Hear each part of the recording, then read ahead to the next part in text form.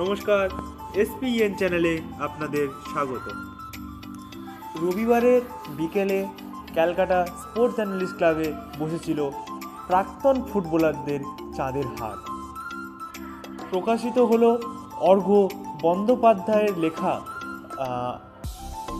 প্রাক্তন ফুটবলার অলোক মুখার্জির আত্মজীবনী, যার নাম লাল কার্ডের বাইরে।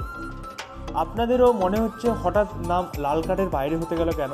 লেখক আমাদের জানান যে যেহেতু অলোক মুখার্জি তার ক্রীড়া জীবনে কোনো দিনই লাল কার্ডের সম্মুখীন হয়নি, খুবই কমই এরকম নিদর্শন পাওয়া যায় বা কমই ফুটবলার পাওয়া যায় যারা জীবনে একবারও লাল কার্ড দেখেনি ভারতীয় ফুটবলারদের মধ্যে। তাদেরই মধ্যে অন্যতম হলেন অলোক মুখার্জি। উপস্থিত ছিলেন প্রাক্তন ফুটবলার বাইচুন ভুটিয়া। সুদূর শিলং থেকে অলোক মুখার্জির টানে ছুটে এসছেন কলকাতায়, এবং সঙ্গে ছিলেন মনোরঞ্জন ভট্টাচার্য, ভাস্কর গাঙ্গুলি, বিকাশ পাঁজি, দিব্যেন্দু বিশ্বাস, এবং কিছুক্ষণ পরে এসে উপস্থিত হন প্রাক্তন ফুটবলার তথা বর্তমান সাংসদ প্রসূন ব্যানার্জি। 3 প্রধান ক্লাবের কর্মকর্তাদের মধ্যে উপস্থিত ছিলেন মোহনবাগান ক্লাবের কর্মকর্তা দেবাশিস দত্ত এবং ইস্টবেঙ্গল ক্লাবের কর্মকর্তা। এই অনুষ্ঠানে উপস্থিত সবাই কেউ অলোক মুখার্জির সঙ্গে একই সঙ্গে ফুটবল খেলেছেন, আবার কেউ অলোক মুখার্জির ছাত্র। এই অনুষ্ঠানের মাধ্যমে সবাই ফিরে যান সেই পুরনো দিনে। সবাই আবেগতাড়িত হয়ে পড়ে। দেখা যায় অলোক মুখার্জির চোখে জল। ইস্টবেঙ্গল ক্লাবের পক্ষ থেকে অলোক মুখার্জিকে দেওয়া হয়, অলোক মুখার্জি যেই জার্সিটি পরে খেলতেন ওই জার্সিটি দিয়ে অলোক মুখার্জিকে সম্মানিত করা হয়, এবং মোহনবাগান ক্লাবের পক্ষ থেকে মোহনবাগান ক্লাবের উত্তরীয় পরিয়ে অলোক মুখার্জিকে সম্মানিত করা হয়। সকলের সামনে উন্মোচন করা হয় দ্বীপ প্রকাশনী প্রকাশিত এই লাল কার্ডের বাইরে বইটি। চলুন দেখে নিই টানের কিছু বিশেষ বিশেষ দৃশ্য এই এসপিএনের পর্দায়।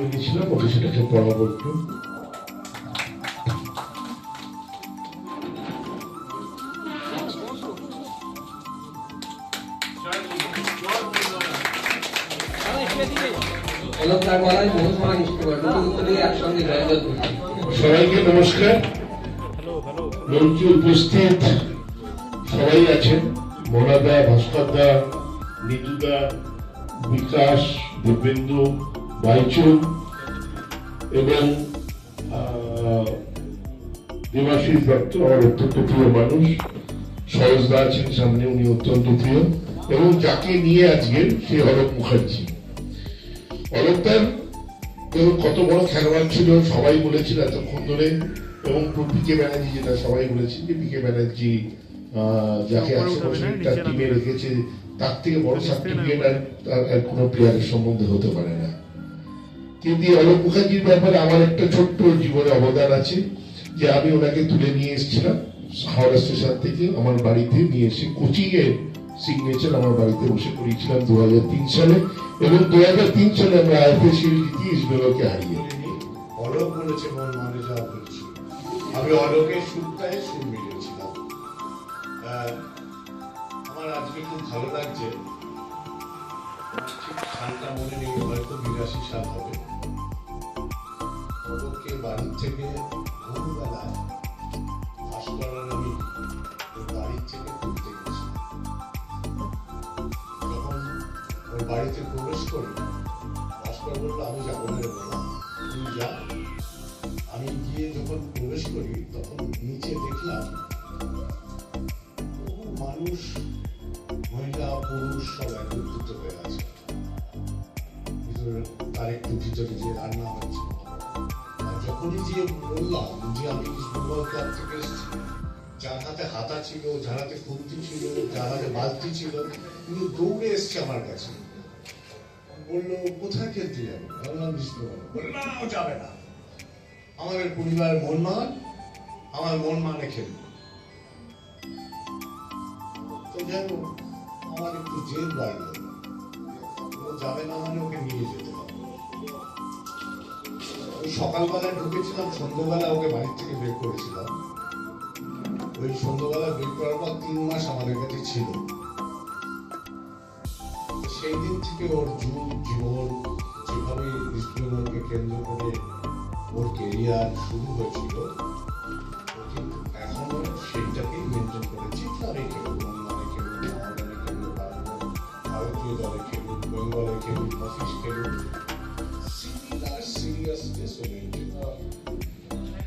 প্রথম আমি কংগ্রেচুলেট দিতে চাই স্পেশালি আলু এন্ড পাবলিশার্স সবাইকে, স্পেশালি আলোক দাকে এই বই ইনস্পিরেট করার জন্য। আমার জীবনে আই থিঙ্ক আমি অনেক ফর্চুনেট, বিকজ আলোকদার সাথে একটা তো প্লেয়ার হিসাবে আমি খেলতে পেয়েছি। যখন আমি ইস্ট বেঙ্গলে এসেছি, আলোকদা সে সময় মোহনবাগানে ছিল, সো অ্যাজ আ অপোজিশন অনেক বছর খেলেছে। But more than that, under আলোকদা যে যখন ইন্ডিয়া কোচ ছিল, under Stephen Constantine chief coach, আর আলোকদা অ্যাসিস্ট্যান্ট কোচ ছিল, 5 বছর আমার বেস্ট 5 বছর লাইফের আলোকদার আন্ডারই খেলতে পেরেছি। পুরোনো দিনের খেলোয়াড়দের যেসব লেখা বা কোনো কিছু সেক্ষেত্রে একটা বহু সমস্যা হয়ে থাকে যে ছবি বা ভিডিও, সেক্ষেত্রে অলোকদার কাছে যে এই পুরোনো দিনের একটা আর্কাইভ আছে, সেইটা তোমাকে কতটা সাহায্য করেছে এবং এই বিষয়টা কি যদি আমাদের কাছে। এটা খুব ভালো প্রশ্ন করেছো তুমি। সবচেয়ে বড় কথা, অলোকদা যেটা আমার সুবিধা হয়েছিল, অলোকদা কিন্তু তার পুরোনো স্মৃতি সব মনে আছে, প্রচুর পুরোনো ঘটনা মনে আছে, যেটা অনেক ফুটবলার হয়তো এখন মনে নেই। তারপরে আমার যে মেন সাহায্যটা আমি পেয়েছিলাম অলোকদা বড় ছেলে অভিষেকের কাছ থেকে। ওর বাবার খেলোয়াড় জীবনে একদম প্রায় শুরুর দিক থেকে, যেমন এই 78 থেকে ওর বাবা খেলা শুরু করেছে, সেই সময় থেকে বিভিন্ন খবরের কাগজে কাটিং, ছবি সমস্ত সংগ্রহ করে রেখেছি এবং ওগুলো আমাকে প্রচুর পাঠিয়েছে। তো ওইগুলো হওয়ার ফলে কি হয়েছে, আমি ওগুলো পড়তে পড়তে পড়তে পড়তে এমন অনেক কিছু কথা যেগুলো অলোকদা হয়তো বলেননি বা ভুলে গেছে, সেগুলো আমি বইতে ঢোকাতে পেরেছি। বা আমি পরে যখন অলোকদাকে জিজ্ঞাসা করেছি, অলোকদা নিজে অবাক হয়ে গেছে এগুলো জানলে কি করে। এই সাহায্যটা আমি ওর ছেলের থেকে পেয়েছি এবং অলোকদারও স্মৃতিটা যেহেতু ভালো ছিল, যেহেতু আমার এই বইটা লিখতে সুবিধা হয়েছে এবং অথেন্টিক করতে পেরেছি। এবং অলোকদের কাছে হ্যাঁ বলো বলো, আমি বলছি। আপনি কেন অর্ক বন্দ্যোপাধ্যায় কি বেছে নিলেন লেখক হিসেবে? অর্কদাকেই কেন বেছে নিলেন? অর্ক আমার কোচিং জীবনে ওকে যখন স্টার্ট করেছি, ওর বাচ্চা ছেলে সবে এসছে, তো প্রতিদিনও ছিল। আমি যদি এবং প্রতিদিনে ও জানে না যে আমার যে শালা নিজের চ্যাটার্জি ও হেড ছিল। সেই জন্য বলছি অর্ঘ গেছে এবং ওরা জানা ছিল বলে, এবং অর্ঘের লেখা আমার ভালো না কোনো কাগজে লিখতো। তারপরে এই সময় চলে গেছে, কিন্তু তারপরে ও নিয়ে গেছে ওই আমার দীপ্তাংশীতে না, দীপ্রকাশের ছেলেটাকে। ওকে আমি প্রথমে রাজি হচ্ছিলাম না, দেবো না, ফার্স্ট 11 করবো না, কারণ এটা না রাখলে আমি রাজি করিও নি সেইভাবে, ও লিখেছে সেভাবে। আমি ওকে একটাই রিকোয়েস্ট করেছিলাম, ফার্স্ট 11 একে বাদ দিলে ও গালাগালি দিল, আমি গালাগালি খেতে এই বয়সে চাই। কিন্তু ও যে জিনিস করে দিল আমার শেষ লগ্নে এসে, যেটা আমার সারা জীবনে আমি মরে যাওয়ার পর ওইটা জীবিত থাকবে।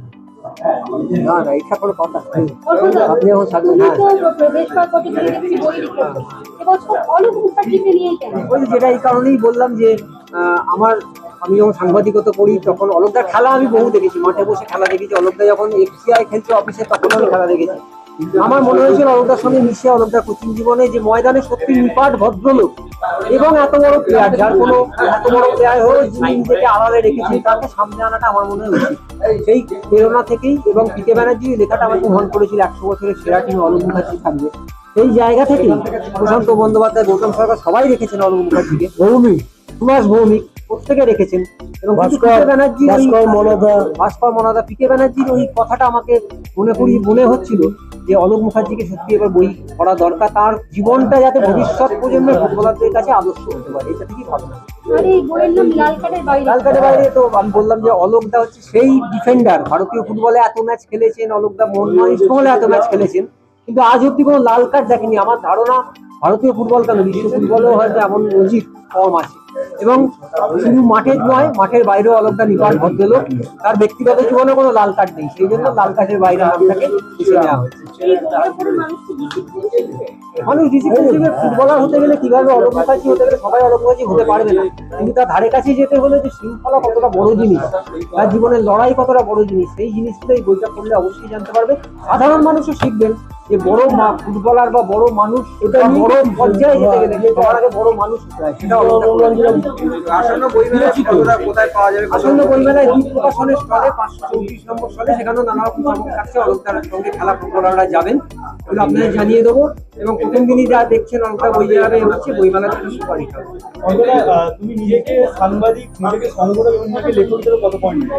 সংগঠক আমি নই, আমি যেহেতু ক্যালকাটা স্পোর্টস ক্লাবের সেক্রেটারি এখনো কাজ করতে হচ্ছে, আর আমি এই দীপ্তাংশকেও ডেকে নেবো।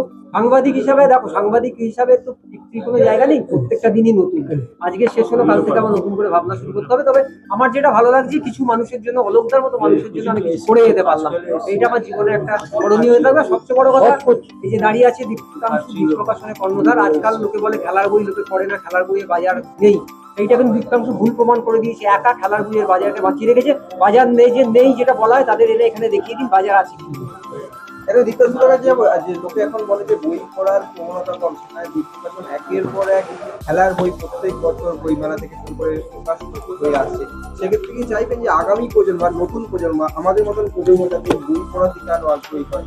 দেখো, এইটা কিন্তু অনেকেই বলেন যে বই পড়া আগ্রহ কমছে, কিন্তু আমার আসলে মনে হয় না।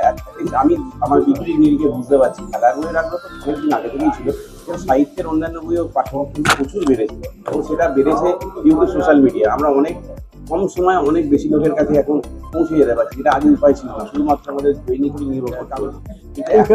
মাধ্যম অনেক বেড়েছে, এবং আমি দ্বীপ প্রকাশনের তরফ থেকে বলতে পারি, এটাকে আমরা পিকে ব্যানার্জি, সুভাষ ভৌমিক, প্রশান্ত ব্যানার্জি, সুব্রত ভট্টাচার্য, সবার আমরা বই প্রকাশ করেছি। আজকে অলোকদার বই প্রকাশ করতে পেরে আমরা গর্বিত বোধ করছি, এবং আগামী দিনেও আমাদের প্রচুর পরিকল্পনা আছে, অনেক পাইপলাইনে বই আছে, অনেক চমক আসছে।